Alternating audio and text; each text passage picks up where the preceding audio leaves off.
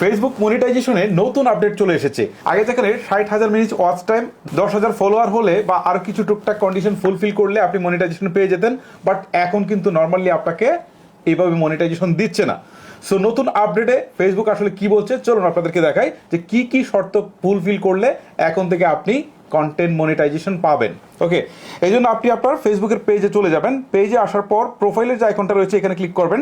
Click করার পর হচ্ছে আপনি প্রোফাইল প্লাস নাম এটার উপরে ক্লিক করবেন। দেন আপনি প্রফেশনাল ড্যাশবোর্ড এখানে একটা ক্লিক করবেন। তারপর এখান থেকে দেখেন উপরের দিকে মেনু বারে হচ্ছে মনিটাইজেশন অপশনটা যেটা রয়েছে এখানে ক্লিক করবেন। ক্লিক করার পর এখান থেকে একটু স্ক্রল করে নিচে আসার পর এখানে ইনস্টিম অ্যাড নামে যে অপশনটা রয়েছে এখানে ক্লিক করবেন। ক্লিক করার পর এখান থেকে লার্ন মোর, ঠিক আছে, এখানে ক্লিক করবেন। লার্ন মোরে ক্লিক করার পর আপনার সামনে এরকম একটা ইন্টারফেস চলে আসবে। ওকে, তারপর আপনি একটু স্ক্রল করে নিচের দিকে আসবেন, একটু নিচের দিকে আসবেন। আসার পর এখান থেকে earn money on multiple content formats, just এইখানে একটা ক্লিক করবেন। ক্লিক করার পর একটু স্ক্রল করে নিচের দিকে আসবেন, নিচের দিকে আসবেন।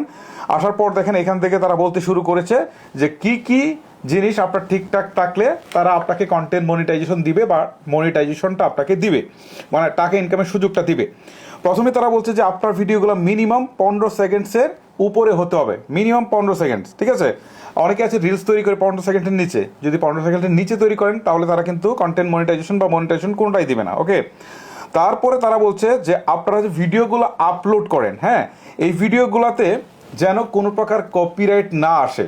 কপিরাইট বলতে হচ্ছে ধরেন অনেকের অন্যের ক্লিপ ইউজ করতে পারেন, আবার দেখা গেল যে সাউন্ড ইউজ করতে পারেন, বা থার্ড পার্টি অন্য কারো কাছ থেকে কোনো একটা মিউজিক বা সাউন্ড ইফেক্ট অনেক কিছু আপনারা ইউজ করতে পারেন। এরকম থার্ড পার্টি কারোর কাছ থেকে যদি এরকম কোনো ক্লেম আসে বা ধরা পড়ে যে আপনি অন্যের কোনো কিছু ইউজ করেছেন তাহলে কিন্তু আপনার পেজে তারা কিন্তু মনিটাইজেশন দিবে না, এটা মাথায় রাখতে হবে। তারপর হচ্ছে ব্র্যান্ডেড কন্টেন্ট, অর্থাৎ আপনি যদি কোনো ব্র্যান্ডের হয়ে কাজ করেন, ব্র্যান্ডে কোনো প্রমোশন করেন আপনার পেজে, তাহলে কিন্তু তারা মনিটাইজেশন দিবে না যদি তারা বিষয়টা বুঝতে পারে। যেমন আপনি কোনো একটা প্রোডাক্টের রিভিউ দিয়েছেন বা সেটা নিয়ে আপনি এমনভাবে কথা বলেছেন যেটা আপনি প্রচার করেছেন বিক্রির জন্য, তাহলে কিন্তু আপনাকে তারা মনিটাইজেশন দিবে না। তারপরের অপশনটা বলছে যে contained in a language that is not supported for Facebook content monetization, এমন কোনো ল্যাঙ্গুয়েজ ইউজ করা যাবে না যেগুলো আসলে ফেসবুক নেয় না। মানে ফেসবুকের একটা কমিউনিটি গাইডলাইন্স আছে, এখানে যদি আপনি একটা কোনো একটা গালি দেন বা অ্যাডাল্ট কোনো একটা কথা আপনি বলেন বা এই টাইপের কোনো ল্যাঙ্গুয়েজ ইউজ করেন যেগুলো আসলে কমিউনিটি স্ট্যান্ডার্ডের বাইরে চলে যায়, তখন কিন্তু তারা এটাকে ধরে ফেলবে, অর্থাৎ ফেসবুকের রোবট এটাকে ধরে ফেলবে, তখন কিন্তু আপনার মনিটাইজেশন দিবে না, অর্থাৎ আপনার পেজে মনিটাইজেশন দিবে না। এই ক্ষেত্রে আপনাকে ফেসবুকের কমিউনিটি গাইডলাইন সম্পর্কে একটা আইডিয়া রাখতে হবে যে কোন কাজটা করা যাবে, কোনটা করা যাবে না, বা কোন কথাটা বলা যাবে বা বলা যাবে না, এটা সম্পর্কে একটা সুস্পষ্ট ধারণা নিতে হবে, ঠিক আছে। আপনার ইউটিউবে সার্চ করলে শত শত ভিডিও আপনারা পেয়ে যাবেন।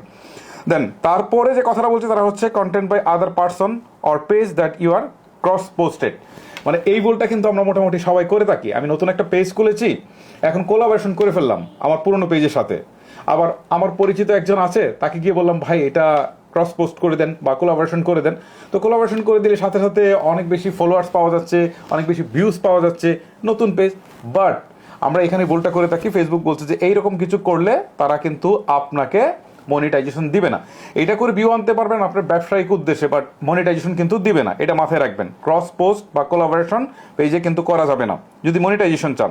তারপরের অপশনটাতে ফেসবুক বলছে যে যদি কোনো ভিডিও আপনি বা পোস্ট যদি আপনি পার্মানেন্টলি ডিলিট করে দেন তাহলে এইটাও কিন্তু তারা নেগেটিভ পয়েন্ট হিসেবে ধরে নেবে, এইটার জন্য হয়তো বা আপনাকে কন্টেন্ট মনিটাইজেশন বা মনিটাইজেশন নাও দিতে পারে। সো কোনো ভিডিও ডিলিট করার আগে অবশ্যই খুব ভালোভাবে চিন্তা করবেন এবং পোস্ট করার আগেও চিন্তা করবেন যে এটা কোনো বিতর্কিত পোস্ট কিনা, যাতে ডিলিট করতে না হয়।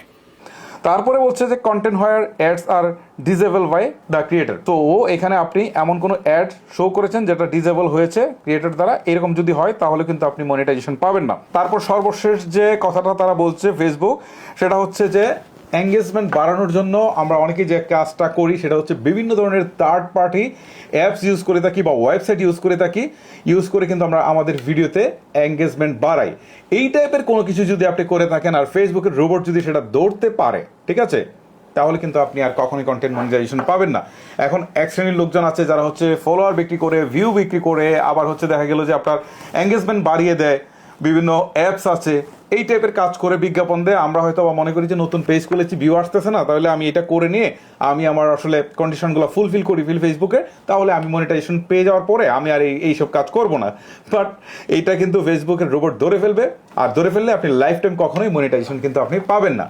সো কন্টেন্ট তৈরি করার ক্ষেত্রে এই বিষয়গুলো যদি আপনি মেনে চলতে পারেন আর যদি আপনার পেজটা নতুন হয়ে থাকে আর রেগুলার আপনি কাজ করেন তাহলে অবশ্যই আপনি মনিটাইজেশনটা পেয়ে যাবেন, আদারওয়াইজ আপনি কিন্তু মনিটাইজেশন পাবেন না।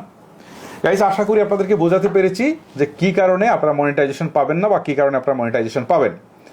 ভিডিওটি আজকের মতো এখানে শেষ করব। আপনাদের সাথে এরকম প্রয়োজনীয় ভিডিওগুলো নিয়ে দেখা হবে। তো আপনারা যদি সামনের ভিডিওগুলোকে মিস না করতে চান তাহলে অবশ্যই আমাদের চ্যানেলটিকে সাবস্ক্রাইব অথবা পেজটিকে ফলো করে রাখবেন।